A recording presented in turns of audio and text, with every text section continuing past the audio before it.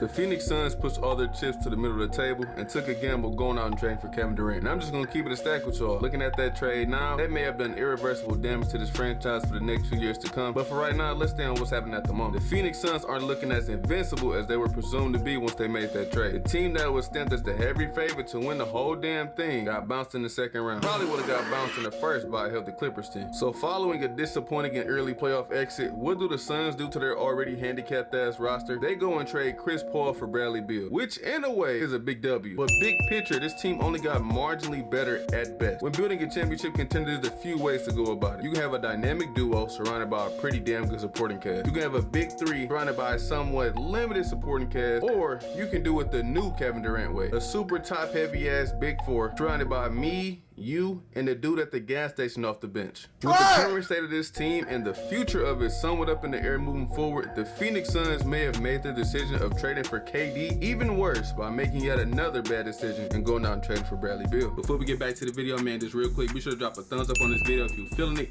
Hit that subscribe button, it helps the channel out a ton, and even turn on post notifications to know when we drop videos over here on Self-Check.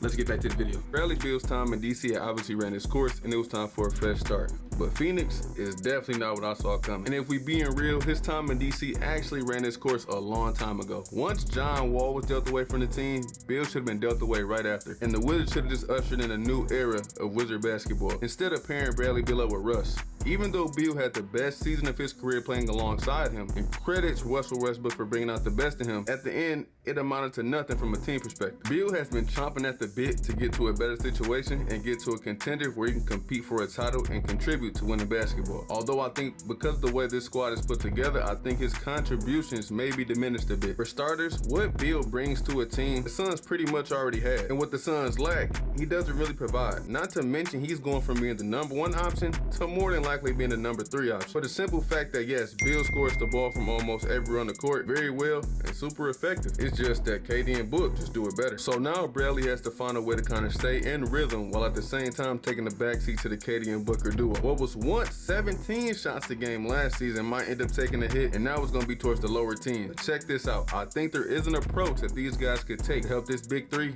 fit together a little more smoothly. The problem with the Suns now is that they don't necessarily have your typical quote-unquote point guard, but they do have guys who can make plays due to them being such threats to score the ball. Last season, Bradley Beal finished top 10 in drives per game. Basically, just how much is he attacking the cup per game. And also last season, Bradley Beal spent his time on the court with the Wiz, with the ball in his hand more than KD and Book did on the Suns with the highest usage rate. So in order to help Bradley Beal get better acclimated with this new situation, the Suns could allow Bradley Beal to kind of stay in his attack mode type of style, and if he needs to, he can kick it out to KD and Book. That could be a route the Suns could explore when experimenting with ways on how they can keep all three of these high volume scorers involved. Because even though they hired Vogel, a defensive minded coach, yeah, KD at times will lock in and put forth the effort on defense, and Book will too. But asking these guys to play both ends more than likely on high minutes per game because they ain't surrounded by shit is a tall task. So because of that, I think the Suns will struggle defensively. If they can figure out the offense, there will be nights, yeah, they look pretty much damn near unstoppable. But if not, then the Suns will probably have made another bad trade, going out and trading for Bradley Beal. Openly, he probably won't admit it, but KD is still trying to prove he can win a championship without the help of the Golden State Warriors. But unfortunately, it just don't look like it's gonna happen in Phoenix, bro. Entering next season, KD's age will be his jersey number at 35. I hate to mention it, but it is what it is. With the injury history that he has, it's almost like you're not wrong if you say KD is injury prone. It has actually been for a while. I mean, come on now. Bro got injured in warm-ups. Did you know KD hasn't even played over 60 games since he left the Warriors? Being under that Warriors umbrella made life real easy to where he really didn't have to do much. Y'all remember when he got that wide open dunk and asked to be taken out because he didn't want to play no more because the Wizards was weak and didn't play defense? He was able to do stuff like that when you're surrounded by a team like that. It was all fun and games and Golden State until the Draymond situation on the bench happened, and then he had to get up out of Golden State, build a big three in Brooklyn. They missed their opportunity there. Now he comes to Phoenix, and there's a chance he might miss his opportunity here, and it might not work over here either. Averaging 44 minutes a game in the first round against a PG list without Kawhi the last 4 games Clippers team and barely squeezing by them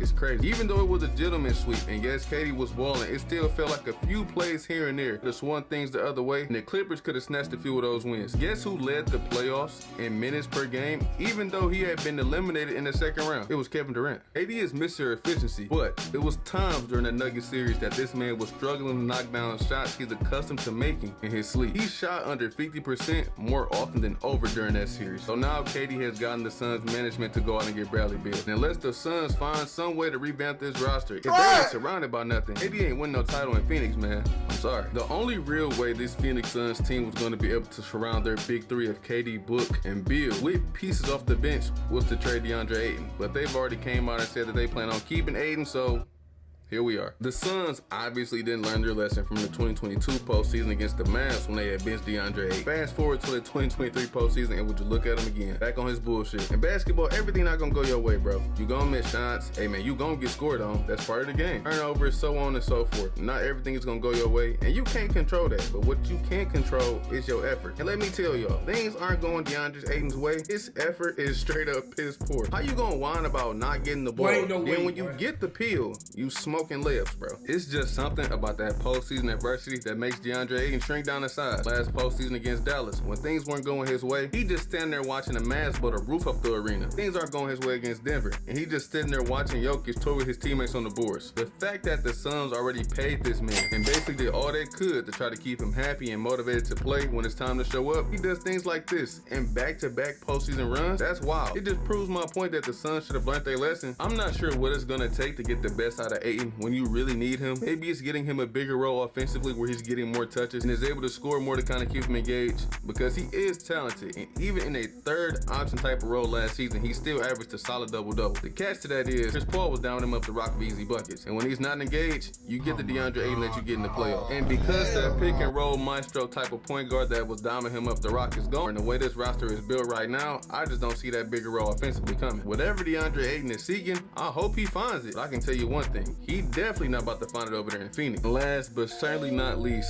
Devin Booker. When the Suns decided to pair CP3 up with Book, I knew this backcourt had a smaller window than most may have anticipated. Just because the age discrepancy between the two. The two of them are at completely different points in their careers, not to mention CP3's lengthy list of injuries over the past decade. After one trip to the NBA Finals in 2021 and getting mopped in embarrassing fashion in the 2022 playoffs by the Mavericks, and then this past season by the Nuggets, this backcourt is no more. But don't get it twisted. All of it isn't CP's fault. Book isn't absolved from getting some of this blame too now, because even though at times he's been masterful with getting his buckets, especially this year, becoming one of only 23 players ever to lace him up in the postseason and average 33 points or more for an entire playoff run. Over these last 3 postseasons though, whenever the Suns were on the brink of elimination, Book didn't show up, and I mean like really not at all, especially these last 2 runs. Against Luka and against Jokic, Book folded and went out sad, not even cracking 15 points, and his efficiency was straight up dog water. Going forward, the Suns have Book in a weird spot, in the middle of his prime, surrounded by no help off the pine, and they basically replaced his injury-riddled point guard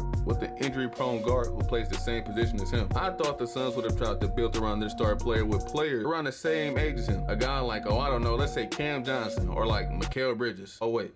Man, have y'all seen what Brooklyn Bridges has been up to ever since he joined the Nets? He's averaging 26 points a game. Guess how many points KD is averaging? 26 points a game. If you ever wonder why Mikal looked like the best role player you had ever seen, it was because he was a star, dimmed down to a role player role. But once he got the chance to shine, he never looked back. So basically, from what it looks like, if the Phoenix Suns wanted that type of productivity out of Mikal Bridges, all they had to do was probably just let bro cook a little bit more often. Now, I'm not saying KD isn't the better player. I'm just saying it looked like Mikal Bridges can also give you 26 points. And on top of that, he's not injury prone. And I mean like at all. Bro literally does not miss games. On top of that, he's the same age as Book. Building around the core of Book, Bridges, Johnson, and Ayton, I thought was the move. But I guess the Suns wanted to take a gamble and speed up this process on trying to win a championship. At the end of the day, the Phoenix Suns are Book's team. I don't care how you look at it. And they're only going to go as far as he takes them. Surrounded by YMCA guys off the bench and 2 injury-prone co-stars. And then you got a 4th all-star caliber big who may not even really want to beat her at the end of the day. Just doesn't seem ideal in my opinion. Chances make champions, right? And the Phoenix Suns have been rolling the dice, taking a lot of chances trying to build a team to win said championship. Suns gave up a lot to get to where they are now. And honestly, this is either really going to go one or 2 ways. They're going to find some way to maximize however long this window with Beal, Ayton, KD, and Book will be open for, and they're gonna go on to do great things, or this is gonna go up in flames, will have been all for nothing, and the Phoenix Suns will have gotten burned.